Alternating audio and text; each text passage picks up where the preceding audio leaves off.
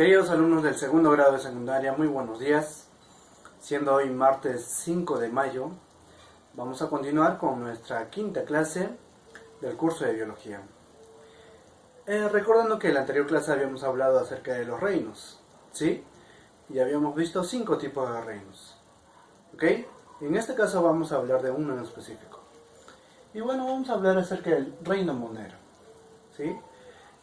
¿Qué es el reino monero? ¿O quiénes están en el reino monero? ¿Sí? Vamos a ver detalladamente en esta clase.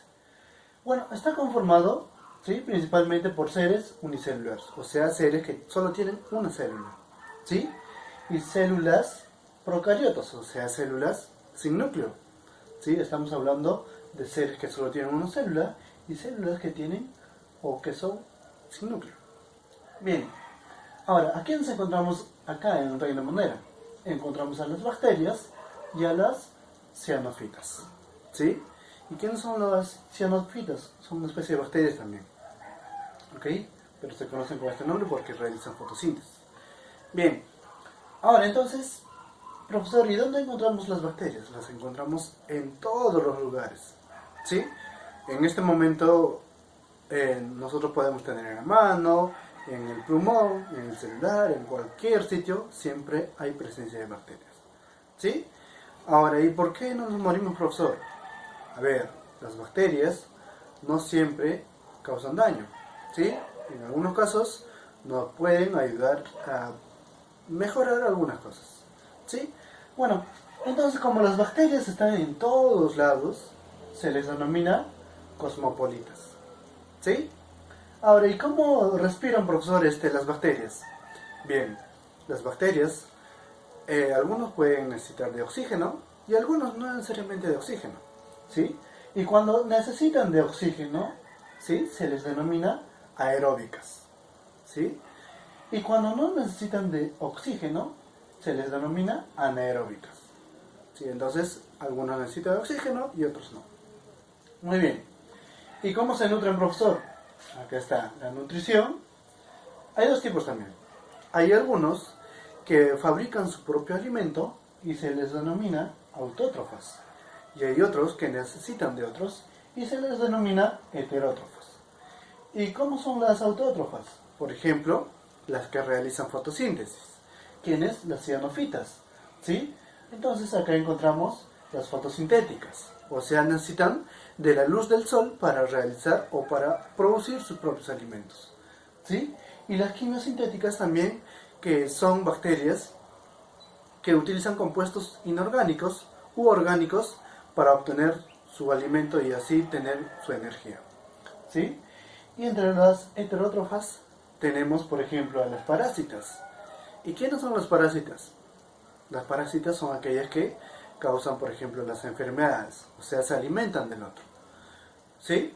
Bien, entonces, en algún momento, estas bacterias pueden, por ejemplo, sufrir algunos cambios, por ejemplo, tal vez exceso de humedad, exceso de calor, son casos diferentes, ¿no es cierto?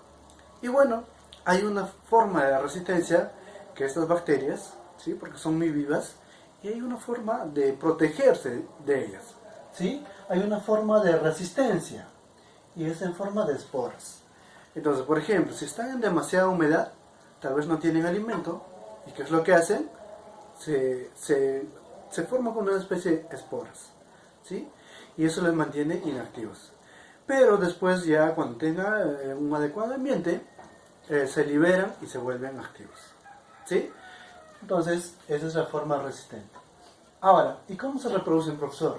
Muy bien, hay dos formas de reproducción. Hay una reproducción sexual y asexual, o sea, algunas bacterias tendrán este tipo de reproducción y algunas este tipo de reproducción. ¿Y a qué se refiere con la reproducción sexual? También se llama, o cuando se produce una conjugación. Prácticamente participan dos bacterias, ¿sí? ¿Y cuándo se produce una reproducción asexual? Cuando una bacteria se parte, o sea, sufre cambios. Inicialmente está así, se parte en dos, se parte en cuatro y así se va dividiendo, una división, ¿sí? Entonces, esa es la bipartición, ¿sí? Bien, Ahora, la importancia de estas bacterias, profesor, ¿qué? ¿Son importantes las bacterias? Claro, sí, tienen importancia las bacterias. Por ejemplo, tienen importancia industrial, tienen importancia agrícola, farmacéutica, incluso médica. ¿Sí? ¿Y por qué industrial, profesor? Muy bien. La importancia industrial, por ejemplo, se utiliza principalmente algunas bacterias, se utilizan en la industria láctea para producir yogur, por ejemplo. ¿Sí?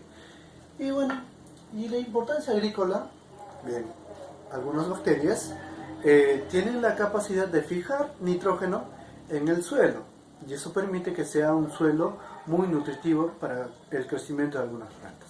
¿Sí? Y la importancia farmacéutica, bien, algunas bacterias son utilizadas para producir fármacos. ¿Sí? Y la médica, bueno, la médica es que algunas bacterias causan efectos dañinos en los seres humanos, por ejemplo, enfermedades. Entonces, esto que nos permite producir, por ejemplo, otros medicamentos y cosas así. ¿Sí? Esta es la importancia médica.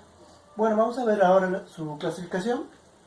Primero, según su coloración Gram, ¿sí? Coloración Gram, y se dividen en dos, en Gram positivas y Gram negativas. Ah, ya, o sea, en dos, sí. Bien, ¿cuándo decimos que son Gram positivas? Cuando en su capita externa la bacteria presenta mureína.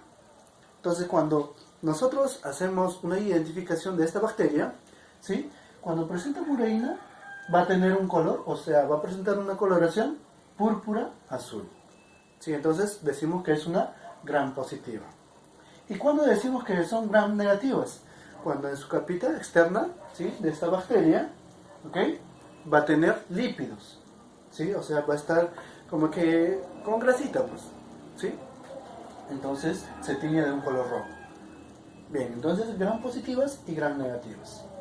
Ahora vamos a ver según su forma, por este lado, ¿sí? Según su forma podemos tener en forma de esferitas, ¿sí? Y cuando solo hay una esferita, se llama cocos, ¿sí? Cuando hay dos esferitas o tienen esta forma, se llaman diplococos. Cuando tienen cuatro, se llaman tetracocos o Gafkia, ¿sí? Ahora, si hay varios ya montoncitos de coquitos, se llaman sarcina. Ahora, profesor, y cuando están así en forma de cadenita, se llaman estreptococos, ¿sí? Y cuando hay, por ejemplo, así una cadena y abajito una otra cadena, esto se llama estafilococos. ¿Por qué? Esta, ¿sí? Fila de cocos, ¿sí? Para que se acuerden, ¿ya? Muy bien. Ahora, los bacilos tienen forma de bastones, ¿sí? Como ven acá, una forma de bastón. Y los vibrios tienen una forma de coma, por ejemplo. Coma, ¿ya?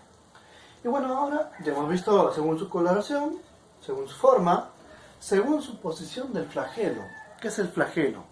Su flagelo es esta colita que ven por acá, ¿sí? Y este flagelo les permite su movimiento principalmente, ¿sí? Entonces, según su posición del flagelo, encontramos a una que no tiene flagelo, y esa se llama átrica, ¿sí? Y cuando tiene un solo flagelo, se llama monótrica. Cuando tiene dos flagelos, ¿sí? Se llama anfítrica. Y cuando tiene varios flagelos por acá, por ejemplo, se llama lonfótrica. Y cuando tiene ya demasiado, ¿ya? ¿Sí? Se llama perítrica, ¿sí? Ahora, vamos a ver la estructura de la bacteria. ¿Cómo es la bacteria en sí? ¿Sí? Bueno, entonces yo de acá pues cogí una bacteria y lo corté a la pobre bacteria, ¿no es cierto? ¿Sí? De la mitad lo corté, ya lo boté. ¿Y qué encontramos entonces? Acá adentro encontramos esta parte que ven ustedes, es el citoplasma, que es una sustancia líquida prácticamente, ¿sí? Y acá vamos a observar esta sustancia, ¿sí? Que es su ADN de esta bacteria. ¿Y para qué sirve su ADN? Por ejemplo, para que cuando se reproduzca, la otra bacteria tenga la misma composición, pues, como su hijito, pues, ¿no es cierto? ¿Sí? Entonces, este es el ADN, ¿sí? No está protegido, no hay un núcleo que lo protege, sino que está libre en el citoplasma, ¿sí?